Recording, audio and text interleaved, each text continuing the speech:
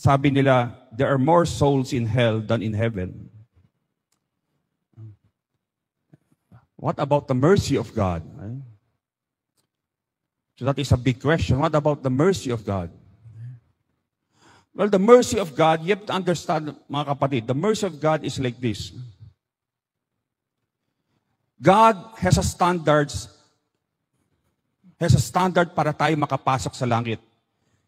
Since the time of the apostles until today, yung kanyang batayan na yan ay hindi nagbabago. Okay? Today, it's very hard to reach that standard because maraming tukso ngayon, maraming distractions.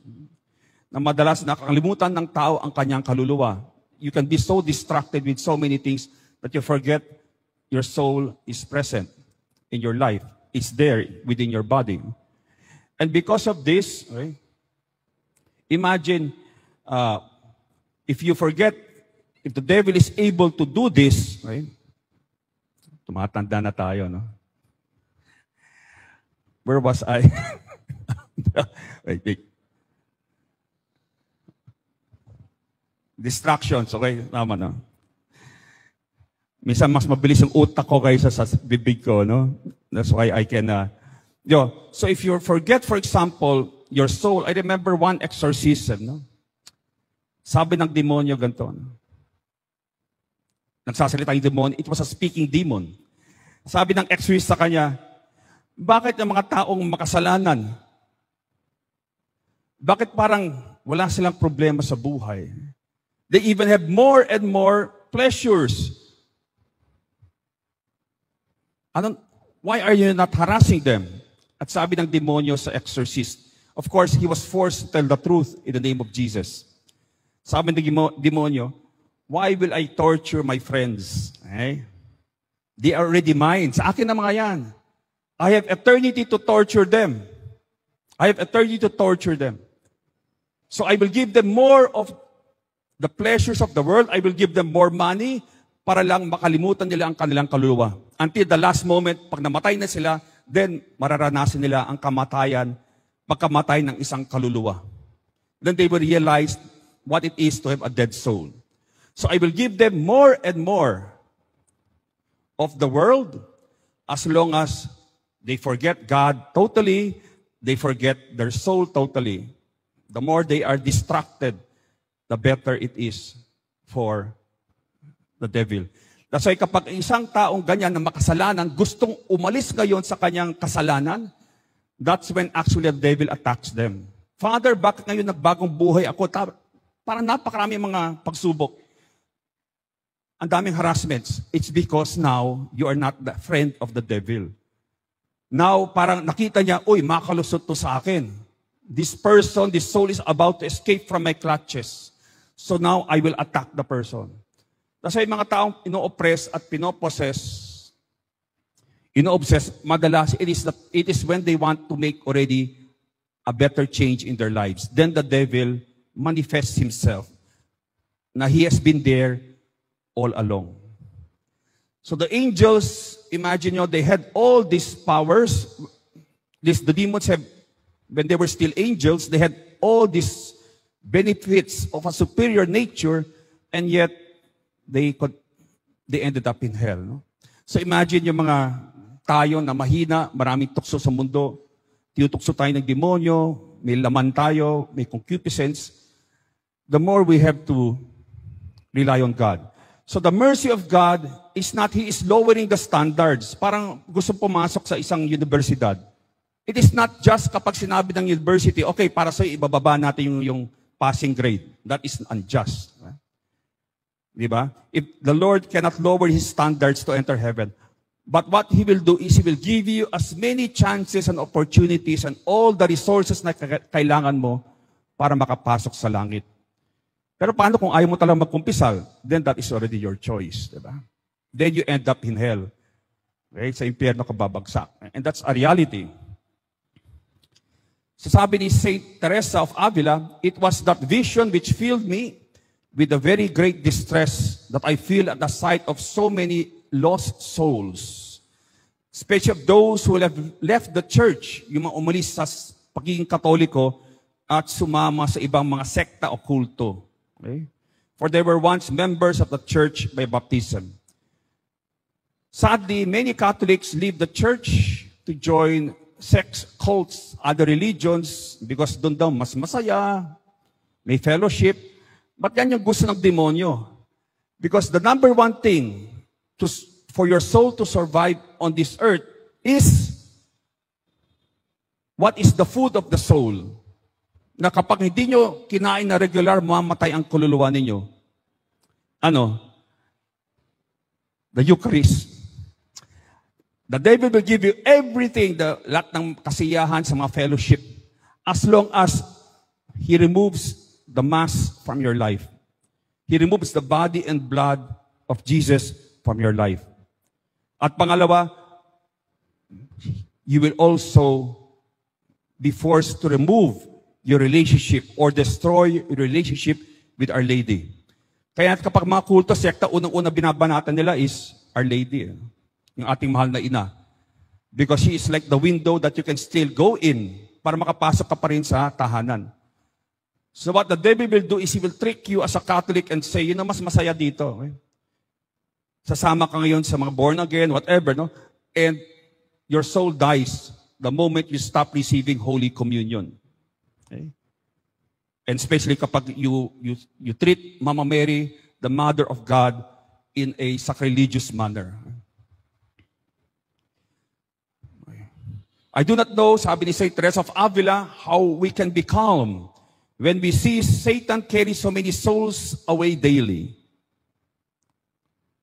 The children of Fatima, alam natin yung tatlong bata, nagpakitang ating mahal na birhen sa kanila.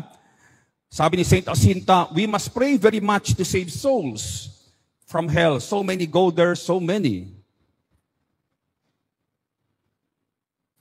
Sabi nga, Our Lady of Fatima, pray very much and make sacrifices for sinners, for many souls go to hell.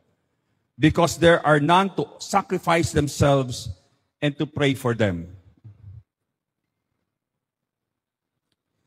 Kilala niyo si Saint Faustina, of course, no? Of the Divine Mercy.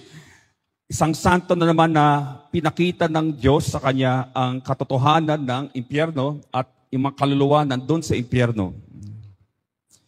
Sabi niya, to reflect on God's justice deepens our gratitude for His mercy and compels us to repent and seek His mercy. And if His justice terrifies us, yet His mercy gives us hope.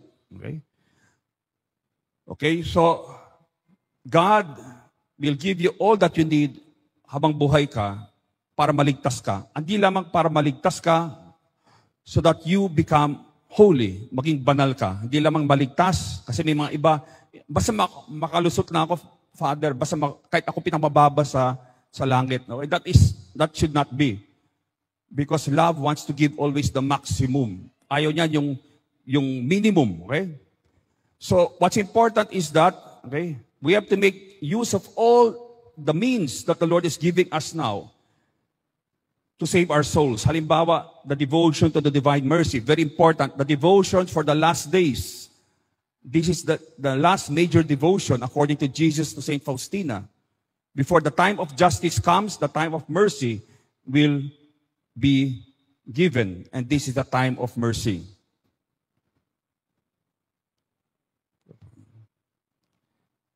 So ito yung sinabi niya nung pinakita sa kanya yung impyerno. Okay? How terribly souls suffer there in hell. Consequently, I pray even more fervently for the conversion of sinners. One soul is infinitely loved by God.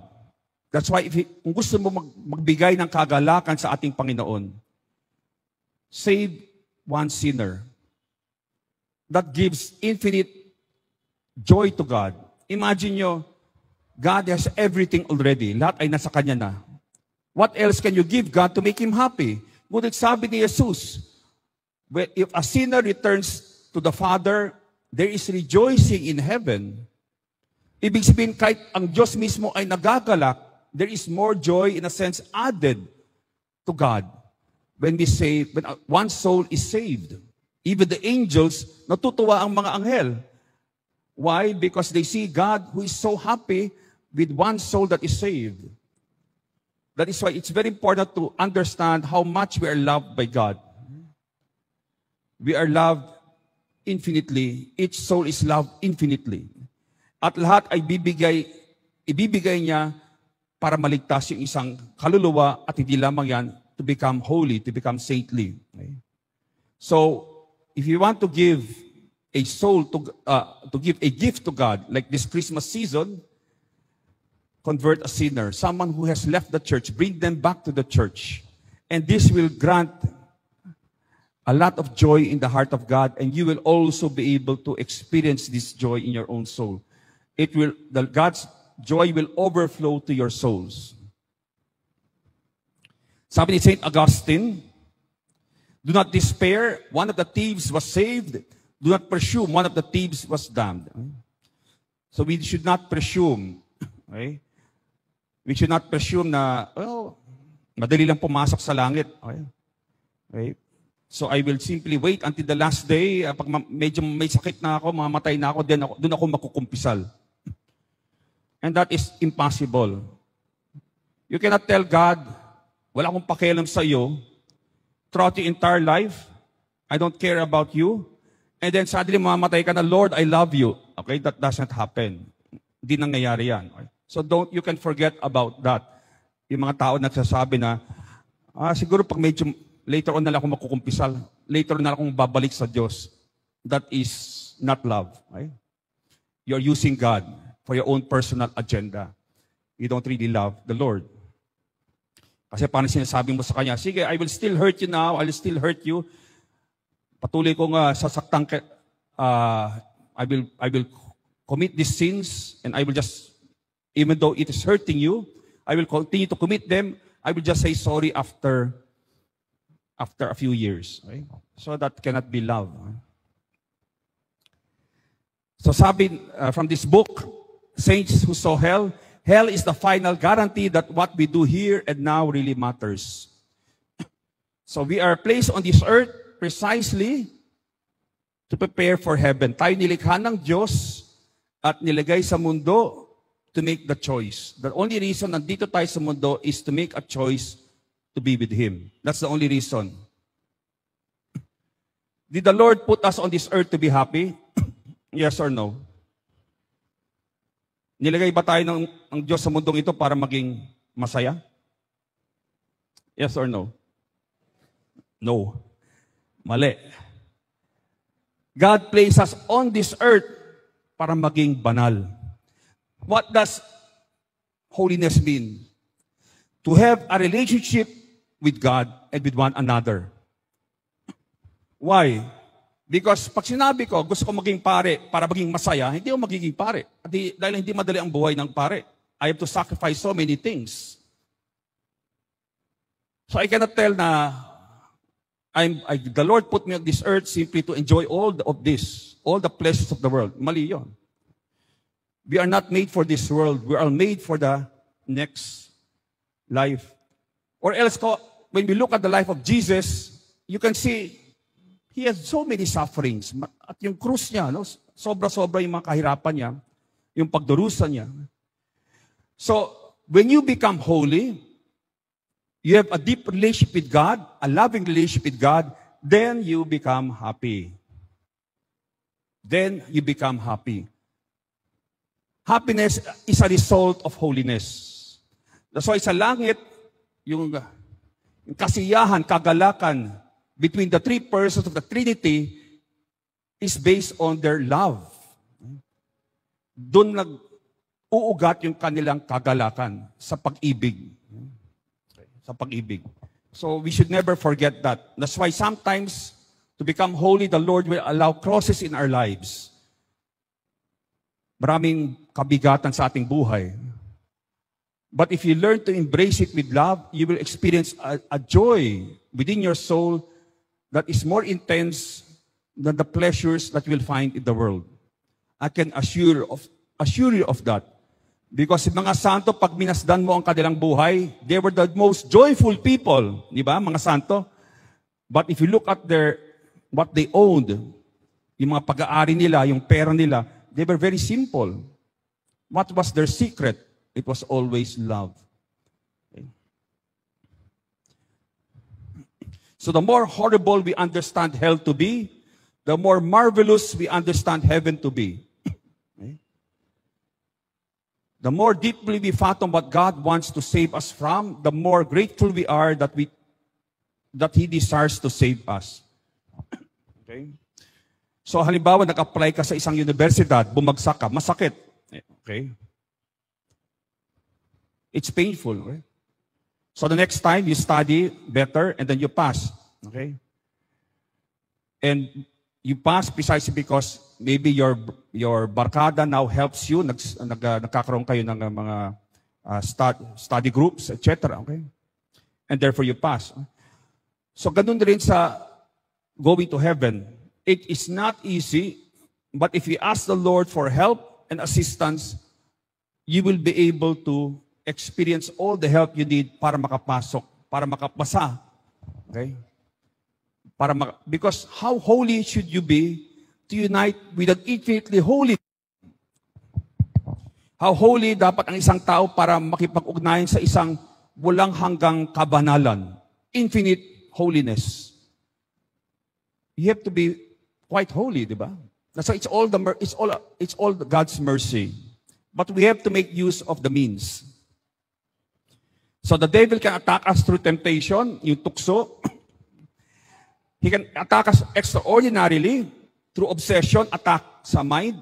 As I mentioned, pwede siyang maglagay ng mga iba't ibang, we may say, ideya sa ating isipan.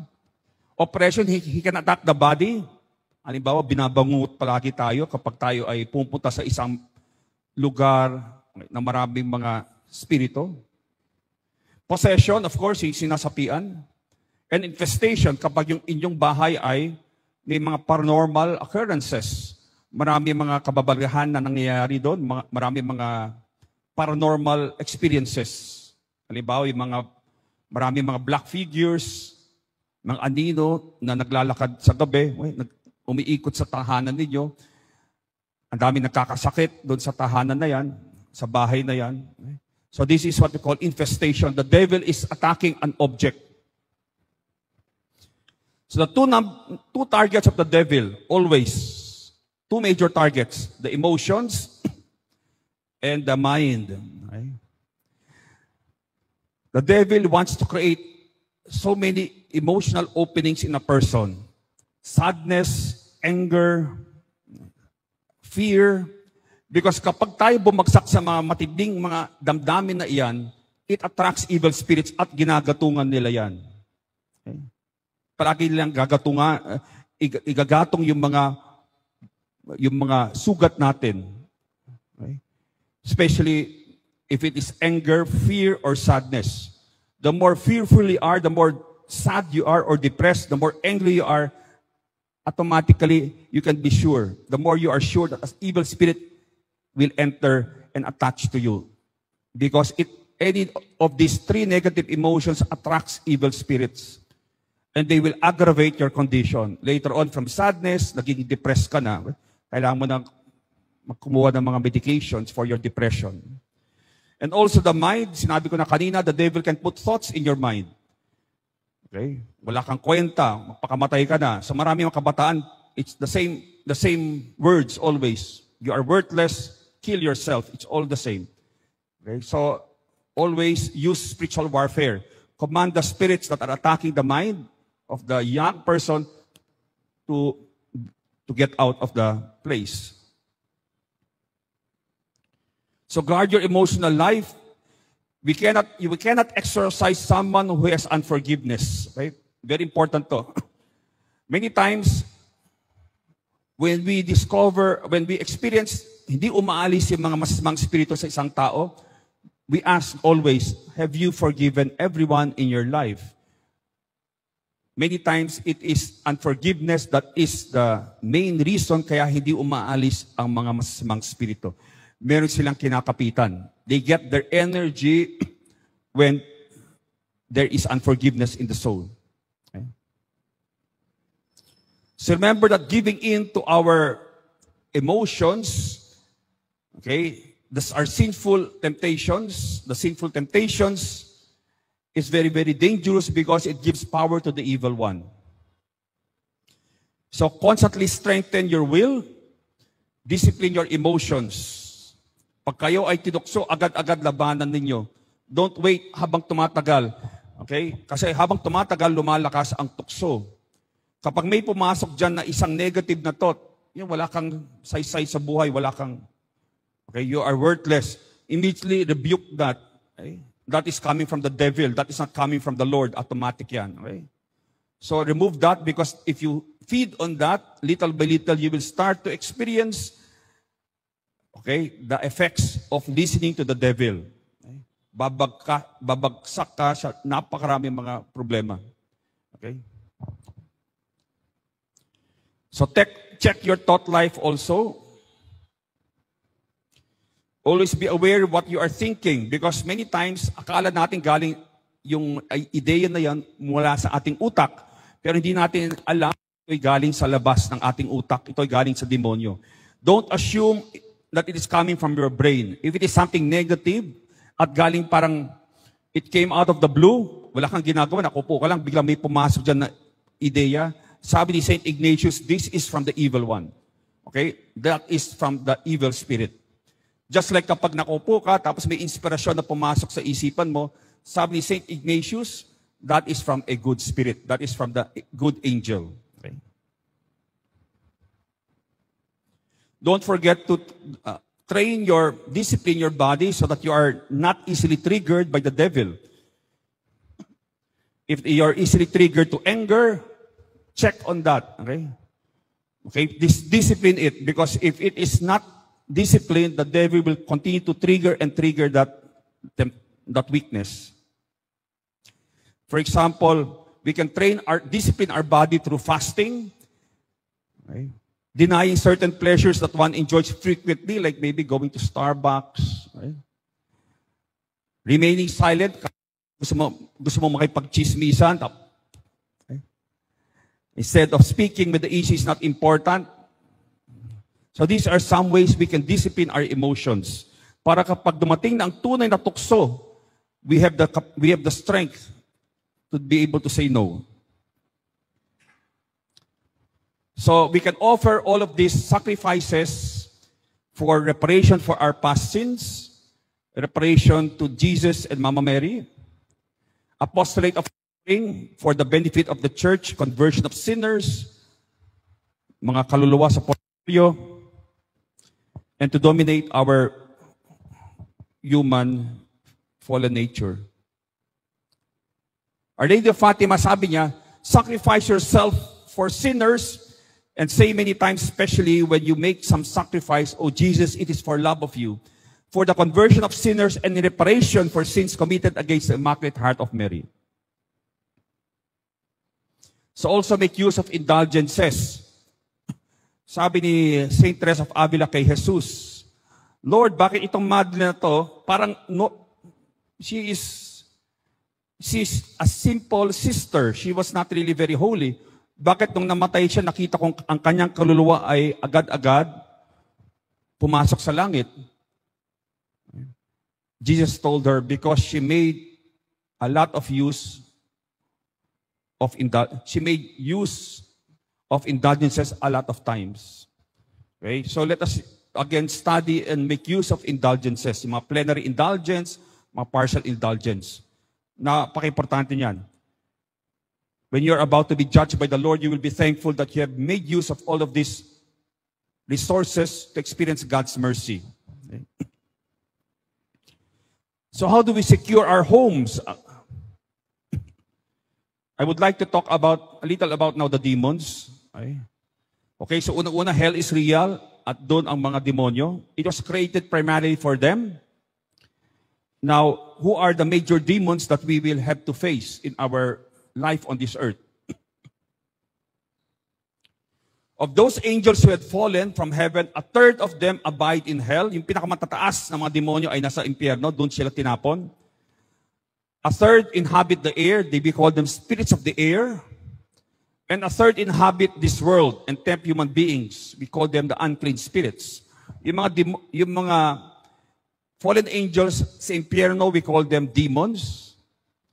The fallen angels in the air, we call them the spirits of the air. The fallen angels in nature, we call them unclean spirits. Sila madalas ang nagpapanggap bilang mga engkanto, mga kapre, mga tikbalang, mga nuno sa punso. They appear in those forms. Or pwede silang magpakita in the form of isang namatay, kamamatay lamang na isang tao. They can take the form of a dead soul, a dead person. So there are three great demonic princes who are bound together with their leader, Lucifer. Lucifer himself has primarily placed as supreme ruler and monarch of hell. Siya yung pinakamataas. He is called Satan after he fell. But the first of his allies or generals is called Asmodeus. If you're in the ministry of exorcism, you will encounter Asmodeus many times. Of course, hindi mismo si Asmodeus ang kinakalaban mo. Usually, it's one of his generals. Because Asmodeus is one of the high demons at hindi siya makaalis o makakalabas sa impyerno. Okay? He sends his demons, his followers, to attack. Hindi siya mismo. This Asmodeus had formerly been one of the cherubim, but now presides over all the vices and sinful lusts of the flesh. Next was a demon called Mammon. Okay? So Asmodeus, specialization niya ang mga kasalanan ng laman, the sins of the flesh. Si Mammon, pera, okay? Kayamanan. That is his specialty. To tempt us to greed and avarice. He had been formerly from the angelic choir of the thrones. He is now the leader of the vice of avarice. The third in rank of the henchmen of Satan is Beelzebub or Baal-zebul. You find that in the Old Testament. Okay? He had been a member of the dominions, and he is the one in charge of all occult practices, idolatry and superstition, witchcraft, Satanism. Siya ang namumuno sa mga gawain na ito. These three demons are able to send forth other malign demons who are their vassals to cause disasters or catastrophes. So there are cases, I know, na may mga kalamidad, at ginagatungan ng demonyo ang mga kalamidad na dumadating sa buhay natin. But I remember persons who used the sacramentals to protect themselves during calamities, whether it was a fire, whether it was the pandemic, okay, and they were protected from these calamities, okay, precisely because the devil can, okay, be behind a lot of these calamities or aggravate calamities. Okay, the number one demon that we usually encounter in the ministry of exorcism now is Asmodeus, especially mga kabataan. Okay? When we command the spirit to name itself, usually it is Asmodeus ang gumagambala at sumasapi sa mga kabataan ngayon. Okay? It is the demon that focuses on sexual sins.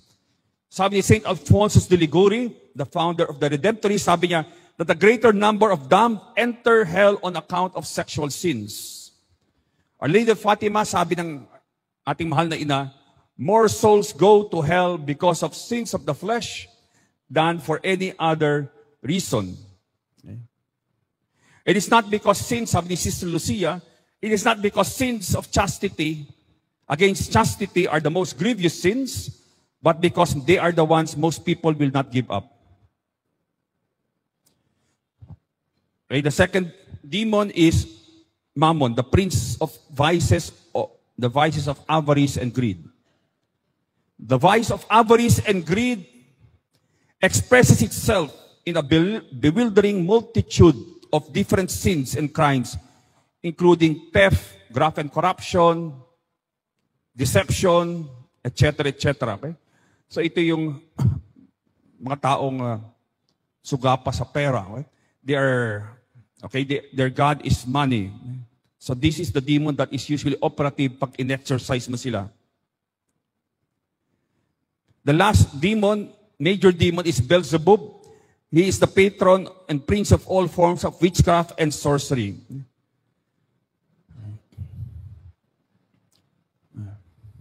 Okay. What do they do? Dito sa ating bansa, napakaraming ating mga pamahiin. Why? Because what does this particular demon, what does it do? Instead of relying on God alone, papasok ang demon at sasabihin niya, you know, God will not give you these things. Pumunta ka na lang sa occult practitioner na iyan. Di ka gagaling sa Diyos. Pumunta ka sa albularyo. Okay? Or the Lord will not guide you in your life.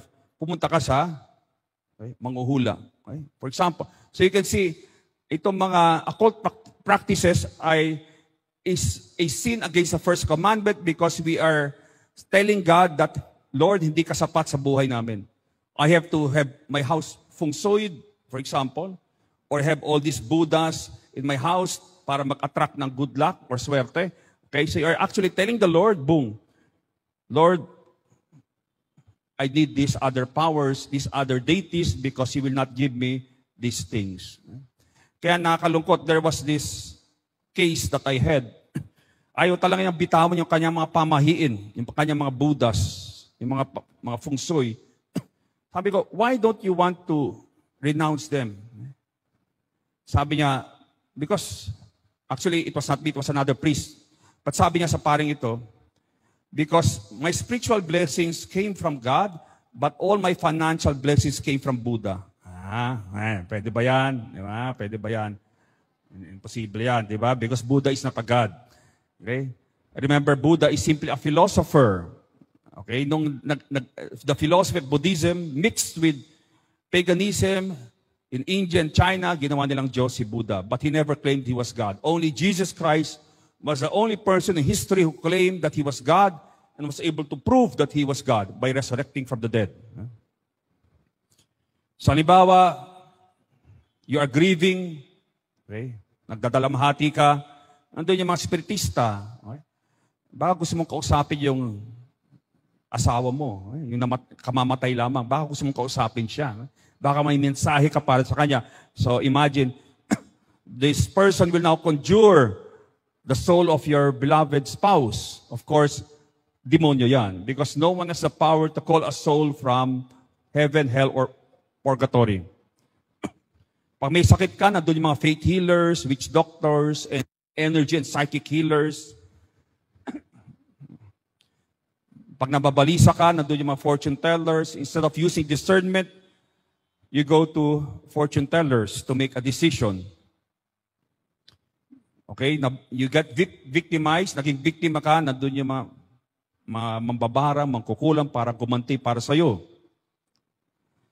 Okay, you are lonely, there are the sorcerers who can teach you how to make gayuma. Okay? Kaya kapag palagi may taong nagbibigay palagi kayo ng chocolate cake, mag-ingat po kayo. Okay? All my cases, nagtaka nga ako noon because why would gayuma be always mixed with chocolate? At sabi ng isa, Father, because you cannot taste the gayuma, okay, pag with chocolate. Okay? So, be careful kapag marami. Kasi I had cases wherein pinapakain sila ng kain naman ng kain. Okay? Later, na-possess na o okay, parang naging obsessed na sa maling tao, okay? Sa maling to the wrong person. Okay? So devil can attach the emotions and make you feel obsessed with a person. If you unfortunately eat a gayuma and you're not in the state of grace. Okay, so this was a vision given to a saint, Mary of Agreda. Nung natalo ang mga demonyo, nung si Jesus ay pinako sa krus, okay, the demons gathered together and planned how to destroy families. At ito ang narinig ni Venerable Agreda. Demons assign themselves to different tactics. Some charge themselves with perverting the inclinations of children at their conception and birth to attack their sexual identities. So even in the womb, you have already to pray for protection for your unborn child. Others to induce parents to be negligent in the education and instruction of their children, to cause hatred of parents among the children, and to create hatred between husbands and wives. So there are demons that are specializing in these attacks. So always maintain unity as a family. The more united a family is, the more in my experience, sa aking karanasan, when I see a family is very united, I see very little of the devil there. Right? That means the presence of the devil is minimal in a family that is totally united. Right? Pero kapag watak-watak, yung isang pamilya ay watak-watak, okay, one goes to mass at a certain time, yung isa hindi na nagsisimba, etc. I see when I go and deal with these families, they have so many demons attached to them that I had to exorcise not only them, but also their homes. And so I always try to maintain unity as a family because that is a sign of the presence of Christ in the family. Kapag united yung isang pamilya, they do things together, the devil nandidiri sa dyan. And he wants to get out when there is always unity in a family. So division is a sign that a community or a family has already been infiltrated.